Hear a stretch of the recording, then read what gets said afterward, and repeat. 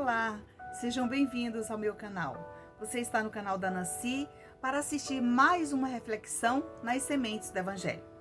Vamos continuar estudando aqui o nosso livro da Dona Maria João de Deus. Cada mensagem é um esclarecimento para você que está aí assistindo as nossas sementes. Muito obrigada por nos encontrar. Vamos começar com a nossa prece tradicional, agradecendo ao Mestre Jesus por mais essa oportunidade. Pedimos a você que mentalize os seus entes queridos, aqueles que precisam dessas irradiações de amor do nosso Evangelho. Amado Mestre Jesus, neste momento, ouvindo essa prece ao fundo, essa mensagem de fé e de esperança, com essa música que vai traduzir no seu coração o seu amor eterno por todos aqueles que estão ao seu redor. Neste momento, eu peço a toda essa equipe espiritual que nos ilumine e nos proteja para enviar para esses irmãos irradiações de amor, bênçãos curativas para curar as suas feridas da alma. Que Deus nos proteja. Hoje nós vamos ler a mensagem de número 9 do livro Carta de uma Morta. Amargura e alegria, saudade e júbilo.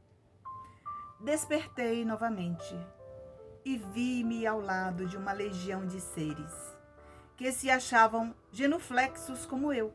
Veja bem, ela desperta e percebe que junto com ela tinham muitos na mesma condição. Já outro, porém, era o templo no qual me encontrava, o ambiente que ela foi levada para restabelecer as suas forças. Havia um recinto amplo e majestoso, construído à base de elementos que não é possível qualificar, por falta de termos equivalentes no vocabulário humano.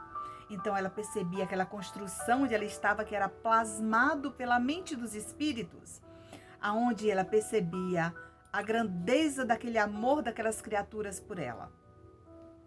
Nesse magnificente interior não existia determinado santuário para orações, mas sim obras de arte sublime, destacando-se uma tribuna formada de matéria luminosa, como se fosse feita de névoas esvanecentes. Então, veja bem, naquele ambiente, ela percebia que não tinha necessidade de ter um local para fazer oração, mas ela via, ela percebia aqueles quadros lindos, onde ela poderia apreciar, fazer a sua prece e observar a grandeza de Deus para com seus filhos. Ouvia-se provinda de um coro docíssimo de vozes meigas e cristalinas, uma prece ao Criador, repleta de harmonias e de excelsitudes. E aquele cântico melodioso era mais um ciclo de asas ou murmúrio de favônios, unidos às pétalas das flores. Aí, mais do que nunca, relembrei dos afetos que me ligavam ao lar e um incoercível receio inundou o meu espírito, amedrontado ante a perspectiva de separação eterna. Porque, após as incertezas e as agonias da morte, eu sabia ter sido arrebatada para um local distante, a menos que estivesse possuída de extremas alucinações, de onde porvinham aquelas cadências harmoniosas de Catavina, celeste, que me faziam vibrar de emotividade até as lágrimas. Então, toda a minha alma chorava de amargura e alegria. Havia em meu coração um misto de saudade e júbilo inexprimíveis. Veja bem, o quanto é importante a música, né? Você está ouvindo essa reflexão com essa música ao fundo. Você vai conseguir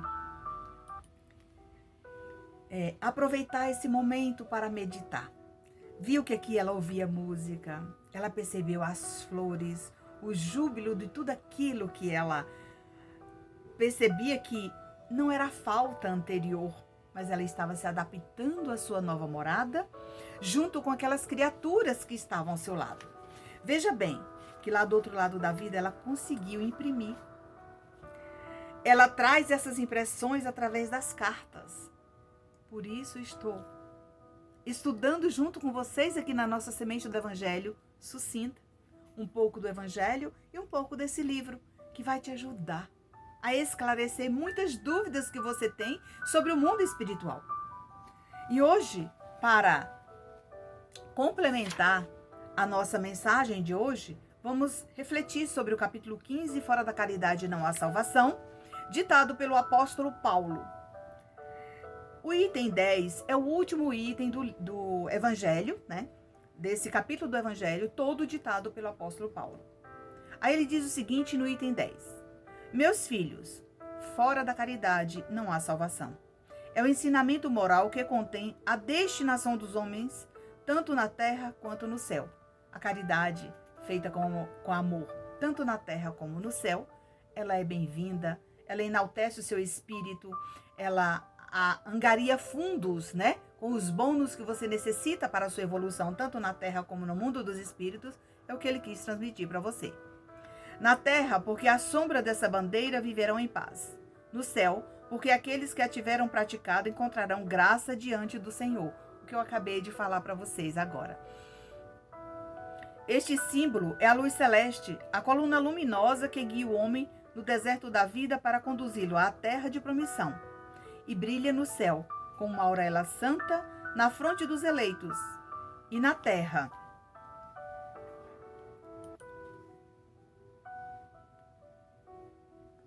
está gravado no coração daqueles a quem Jesus dirá: passai à direita, vós os abençoados de meu Pai. Vós os reconhecereis pelo perfume da caridade que espalham ao seu redor.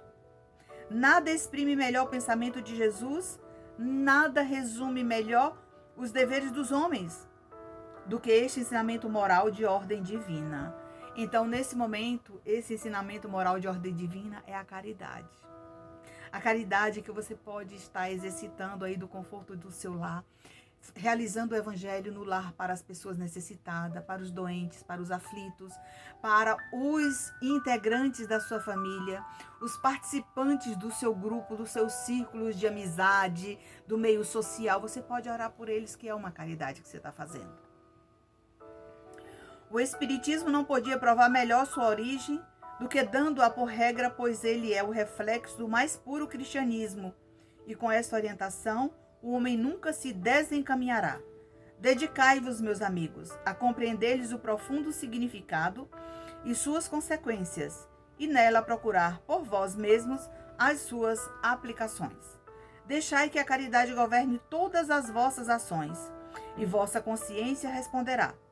Ela não somente evitará a vós de fazer o mal, mas levar-vos a fazer o bem, porque não basta uma virtude passiva, é preciso uma virtude ativa. Para fazer a caridade, meus irmãos, a gente tem que fazer com paciência. Você planeja muitas vezes aquele momento de ir numa casa espírita, assistir uma palestra, tomar um passe, ou até mesmo candidatar ao voluntariado para ajudar, né? A ajudar muitas vezes a fazer a sopa, a limpar o chão, a organizar as cadeiras, né? A encher os potes de água fluidificada para os grupos de trabalho. E a gente tem que ter paciência, a gente tem que ter dedicação para poder, né, fazer esse trabalho com amor, com alegria. E nesse momento, a gente recorda, né, de que a caridade, né, benfazeja, feita com paciência, com planejamento muitas vezes, né, ela dura. Então, se você começou, né, de qualquer maneira, a tendência é que você não leva adiante isso. Porque você vai encontrar muitos obstáculos. E no primeiro você pode desistir, né? Entendeu? Então, nesse momento, quando você se desprender aí, despertar em seu coração, isso vale para o estudo. Porque quando você começa a estudar com dedicação, com disciplina, nos horários estabelecidos ali, né, a equipe espiritual vai estar te ajudando. Mas se você não tiver dedicação e disciplina, como falou o nosso querido Emmanuel com Chico Xavier, ele foi um espírito resignado aqui na Terra. Ele foi um irmão disciplinado, tanto que em suas mãos surgiram tantas obras, que são essas obras, né, que nos capacitam hoje com equilíbrio, nos educa, né, educa a mediunidade para servir ao Mestre Jesus, para servir a caridade, para trabalhar com os espíritos como sendo esse intermediário, através de uma leitura disciplinada, dedicada e planejada. Então, se você ainda está buscando esse momento de estudar, não importa que seja o espiritismo, até mesmo, né, se você quer fazer um concurso, se você precisa focar. Ah, Nancy, mas eu vou fazer um concurso, eu não sei como é que eu faço, vou deixar a caridade, eu vou deixar o espiritismo. Não, você pode conciliar, isso vai depender da sua dedicação, né? Vai depender aí do seu esforço, porque você precisa se esforçar. Quantas pessoas trabalham e estudam, servem a caridade, né?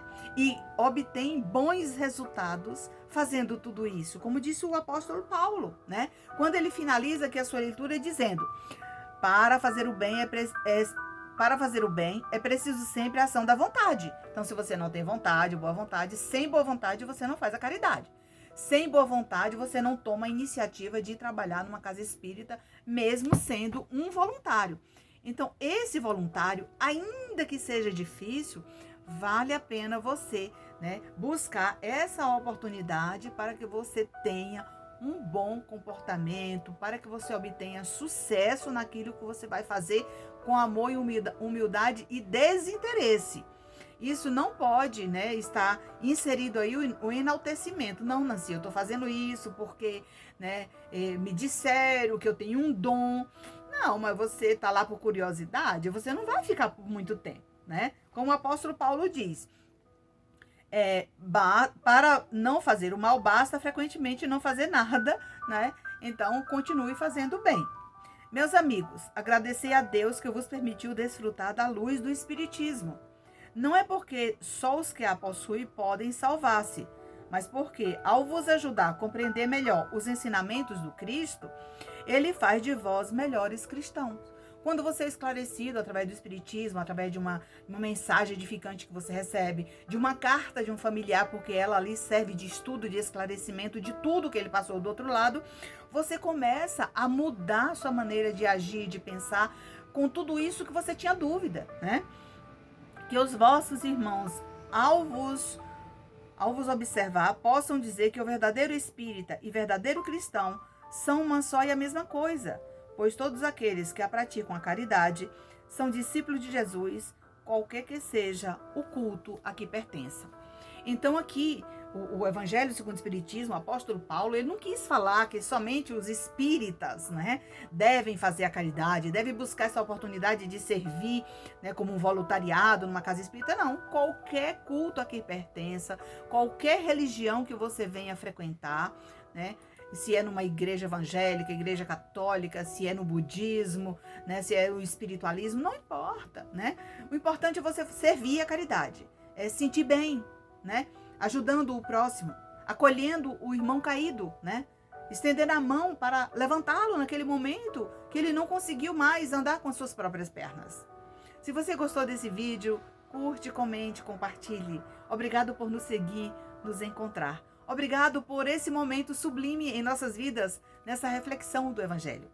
E até o nosso próximo Evangelho, o nosso próximo encontro.